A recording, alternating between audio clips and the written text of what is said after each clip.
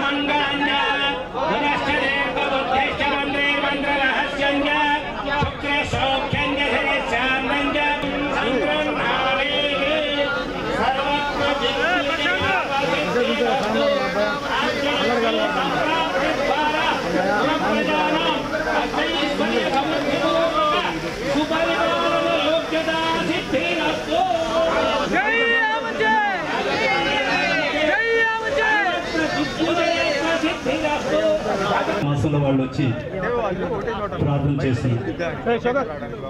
Okay, ఇది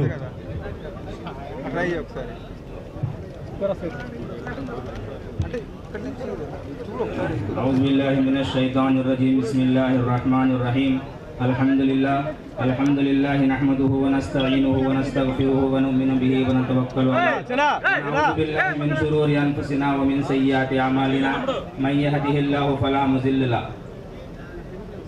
ఇక్కడికి వచ్చిన అల్హమ్దులిల్లాహి రబ్బిల్ ఆలమీన్ అల్లాహుమ్మ సల్లి అలా ముహమ్మదిన్ వ అలా ఆలి ముహమ్మదిన్ వ బారిక్ వ సల్లిం.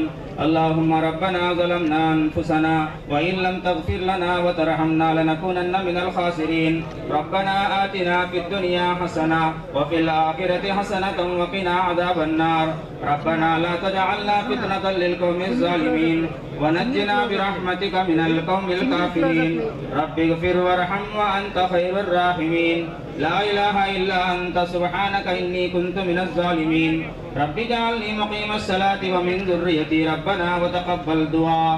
ربنا اغفر لي ولوالدي وللمؤمنين يوم يقوم الحساب.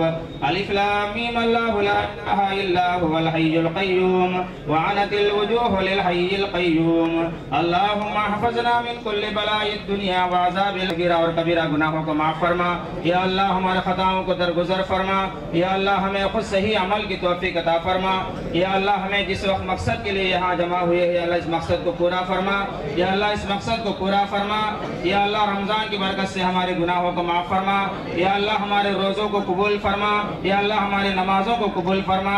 या अल्लाह खास करके या अल्लाह रमजान मुबारक की बरकत है. या अल्लाह चीराला असेंबली నియోజకవర్గం को या अल्लाह తండ్రి మేము ఇక్కడ ఎందుకు చేరి ఉన్నామో మీకు తెలుసు తండ్రి. ప్రభు ఇక్కడికి మీరు తండ్రి మరి ఆమంచి కృష్ణమోహన్ గారిని మరి అలాగే అతని అభిమానులందరినీ చేయించినందుకు మీకు వందనాలు స్తుతులు స్తోత్రం నాయన. ప్రభు తండ్రి దేవా యేసయ్య ఇదిగో నాయన రాబో ఎలక్షన్లో నాయన మరి మా సారి ఆమంచి కృష్ణమోహన్ గారు నిలబడుచుండగా తండ్రి మా సారి అందు మీరుండండి ప్రభా. అతని వెనక మీరుండండి నాయన. అతనికి ధైర్యాన్ని మీరు ఇవ్వండి ప్రభా. విజయాన్ని మీరు అందించండి. ఇదిగో నాయన ఆనాడు మీరు ఇజ్రాయేల్తో ప్రభా తోడుగా ఉండి నాయన వారందరినీ క్షేమంగా నడిపించారు తండ్రి. అదేవిధంగా నాయన ప్రభా మరి మా సార్తో కూడా మీరుండండి ప్రభా. మీ ప్రజలందరూ కూడా ఒక సైన్యంగా ఉండి ప్రభా. నా అభిప్రాయాన్ని చెప్పదలుచుకున్నాను. గత నెల రోజుల నుంచి చాలా విస్తృత స్థాయిలో అనేక గ్రామాల్ని సందర్శించటం, వాళ్ళతో సంప్రదించటం, నియోజకవర్గ స్థాయిలో పట్టణంలో అనేక ప్రాంతాలని అక్కడ ఉన్నటువంటి పెద్దల్ని, అన్ని వృత్తుల వారిని, అన్ని కులాల వారిని, అన్ని మతాల వారిని, కొన్ని వేల మందిని సంప్రదించి భవిష్యత్తులో నేను రాజకీయాలు ఎలా కొనసాగితే మీకున్నటువంటి అభిప్రాయం ఏందనే దాని మీద వేల మందితో చర్చించి ఫైనల్గా ఈరోజు నా అభిప్రాయాన్ని ఈ ప్రజలందరి సమక్షంలో తెలియజేద్దామని చెప్పి నేను ఇక్కడికి రావటం జరిగింది. అదేవిధంగా నేను ఈరోజు ఏ రాజకీయ పార్టీలో ఈరోజు వరకు లేను. గత 5 రోజుల క్రితం వైఎస్ఆర్సీపీకి రాజీనామా చేసి ఒక స్వతంత్రమైనటువంటి వ్యక్తిగా, ఒక మాజీ ప్రతినిధిగా మాత్రమే ఈరోజు ఇక్కడ నేను మీ దగ్గర మీ సమక్షంలో మాట్లాడటం జరుగుతుంది.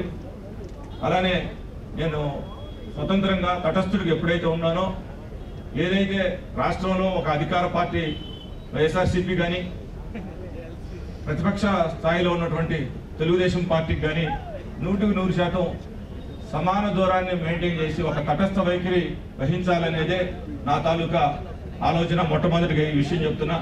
ఎందుకంటే గతంలో నేను 2014లో తెలుగుదేశానికి రాజీనామా చేసే రోజుకి నాకు తెలుగుదేశం పార్టీకి ఐడియల్ సందర్భంలో ఎక్కువ మంది ఆటో సింబల్ వస్తుందేమో, స్వతంత్ర అభ్యర్థిగా పోటీ చేస్తే బాగుంటుందని చెప్పి ఒక అభిప్రాయాన్ని తెలియజేసినప్పటికీ, అలాంటి పరిస్థితి కానప్పుడు ప్రత్యామ్నాయంగా మనకు శాశ్వతంగా ఒక వేదిక ఉండాలి, మన మనస్తత్వానికి ఒక జాతీయ పార్టీ అయితే సూటబిలిటీ ఉంటుందని కూడా పెద్ద ఎత్తున బలంగా ఈ డిస్కషన్ టైంలో ఒక వాదన రావడం జరిగింది.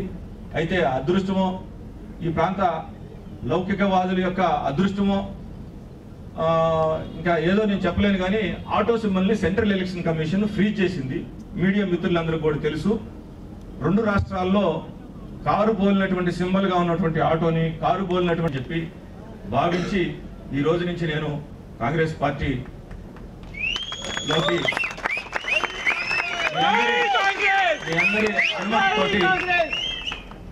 చేరాలని చెప్పి సంకల్పిస్తున్నా. ఈ విషయాన్ని కూడా ఏ రోజు చేరతాననే విషయాన్ని కూడా ఖచ్చితంగా మరలా పిసిసి అధ్యక్షురాలైనటువంటి శ్రీమతి వైఎస్ షర్మిల గారిని ప్రత్యక్షంగా కలిసి వారిని ఇక్కడికే మన చీరాల్లోనే ఆహ్వానించి మీ అందరి సమక్షంలో ఒక బహిరంగ సభ పెట్టి ఖచ్చితంగా ఇక్కడికి నేను చేరాలని చెప్పి ఈ నిర్ణయాన్ని చాలా సంతోషంగా మీ అందరి మధ్యలో తెలియజేస్తున్నా. అలాగే ఇష్టమైనటువంటి పరిస్థితుల్లోనో స్వతంత్ర అభ్యర్థిగానో రాజకీయాల్లో కొనసాగాల్సిన అవసరం ఏముందనేది కూడా నేను చెప్పాల్సినటువంటి అవసరం, బాధ్యత ఉంది. వేదిక మీద ఉన్నటువంటి పెద్దలు కూడా చాలా మంది స్థానికంగా ఇప్పుడు నెలకొన్నటువంటి పరిస్థితి